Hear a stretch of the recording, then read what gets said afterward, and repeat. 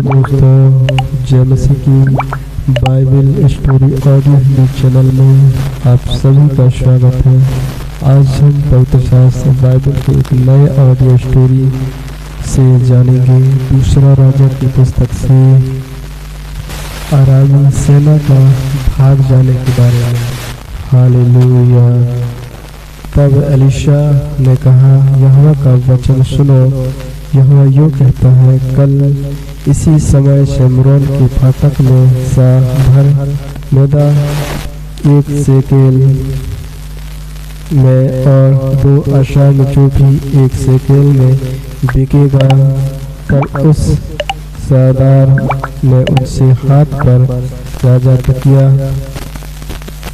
करता था परमेश्वर के भक्त को उत्तर देकर कहा, सुन, चाहे यहोवा आकाश की झुर्रों को खोले तो भी वह क्या ऐसी बात हो सकेगी। उसने कहा, सुन, तू यह अपनी आंखों से तो देखेगा, परंतु उस अन्न में से कुछ खाने ना पाएगा। हालेलुया। चाहे कोड़ी फाटक के बाहर थे, वे आपस में कहने लगे, हम क्यों यहाँ बैठे बैठे मर जाए। यदि हम कहें नगर में जाए तो वहाँ मर जाएंगे, क्योंकि वहाँ अकाल पड़ा है। और यदि हम यहाँ बैठे रहे तो भी मर ही जाएंगे। इसलिए आओ, हम आराम की सेना में पकड़े जाए। यदि वे हमको जिलाए रखे तो हम जीवित रहेंगे, और यदि वे हमको मार डाले तो भी हमको मरना ही है। तब वे सांझ को आराम की छावनी में जाने को चले, और आराम की छावनी को छोड़ पहुंचकर क्या देखा कि वहाँ कोई नहीं, क्योंकि प्रभु ने आराम की सेना को रथों और घोड़ों की और भारी सेना की सी आहट सुनाई थी। और वे आपस में कहने लगे थे, सुनो, इज़राइल के राजा ने हित्ती और मिस्री राजाओं को वेतन पर बुलाया है कि हम पर चढ़ाई करे। इसलिए वे सांझ को उठकर ऐसे भाग गए कि अपने डेरे, घोड़े, गधे और छावनी जैसे कि तैसे छोड़ अपना अपना प्राण लेकर भाग गए। जब वे कोड़ी छावनी की छोर के डेरों के पास पहुंचे, तब एक डेरे में घुसकर खाया पिया और उसमें से चांदी, सोना और वस्त्र ले जाकर छिपा रखा। फिर लौटकर दूसरे डेरे में घुस गए और उसमें से भी लेकर जाकर छिपा रखा। तब वे आपस में कहने लगे, जो हम कर रहे हैं वे अच्छा काम नहीं है, वे आनंद के समाचार का दिन है, परंतु हम किसी को नहीं बताते। जो हमको फटने पर ठहरे रहे तो हमको दंड मिलेगा। इसलिए अब आओ, हम राजा के घराने के पास जाकर ये बात बतला दें। तब वे चले और नगर के चौकीदारों को बुलाकर बताया, हम जो आराम की छावनी में गए तो क्या देखा कि वहाँ कोई नहीं है, और मनुष्य की कुछ आहट नहीं है, केवल बंधे हुए घोड़े और गधे हैं, और डेरे जैसे के वैसे हैं।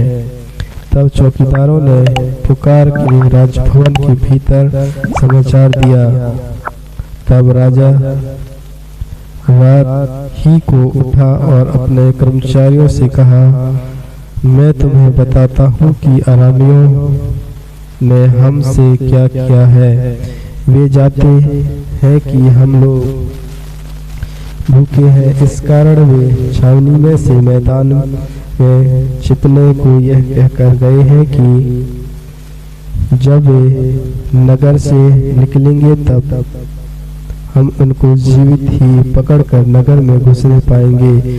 परंतु राजा की किसी कर्मचारियों ने उत्तर देकर कहा, जो घोड़े नगर में बच रहे हैं उनमें से लोग 5 घोड़े ले और उनको भेजकर हम हाल जान लें। वे तो इज़राइल की सब भीड़ के समान है जो नगर में रह गई है, वरन इज़राइल की जो भीड़ मर मिट गई है वे उसी के समान है। तब उन्होंने 2 रथ और उसके घोड़े लिए और राजा ने उनको आराम की सेना के पीछे भेजा और कहा, जाओ देखो। तब वे यरदन तक उसके पीछे चले गए और क्या देखा कि पूरा मार्ग वस्त्रों और पात्रों से भरा हुआ है, जिन्होंने अरामियों ने उत्तावली के मारे फेंक दिए। तथा तब दूत लौट आए और राजा से यह कह सुनाया। तब लोगों ने सुनकर आराम के डेरों को लूट लिया और यहोवा के वचन के अनुसार 1 सा मैदा 1 शेकेल में और 2 सासों और 1 शेकेल में बकने लगा। अब राजा ने उस सरदार को जिसके हाथ पर वह तकिया रखता था फाटक का अधिकारी ठहराया। तब वह फाटक में लोगों के पांवों के नीचे दब कर मर गया। तब परमेश्वर के भक्त के उस वचन के अनुसार हुआ जो उसने राजा से उसके वहां आने के समय कहा था। परमेश्वर के भक्त ने जैसा राजा के यहाँ कहा था, कल इसी समय शमरोन की फाटक में 2 सा जो 1 शेकेल में और 1 सा मैदा 1 शेकेल में बिकेगा, वैसे ही हुआ। और उस सरदार ने परमेश्वर के भक्त को उत्तर देकर कहा था कि सुन, चाहे यहोवा आकाश के झरोखे खोले तो भी क्या ऐसी बात हो सकेगी। और उसने कहा था, सुन, तू यह अपनी आंखों से तो देखेगा परंतु उस अन्न में से खाने ना पाएगा। अतः उसके साथ ठीक वैसा ही हुआ। अतएव वह फाटक में लोगों के पांवों के नीचे दब कर मर गया। आमीन आमीन। परमेश्वर इन वचनों को सुनने के द्वारा आप सबको आशीष दे। आगे की और भी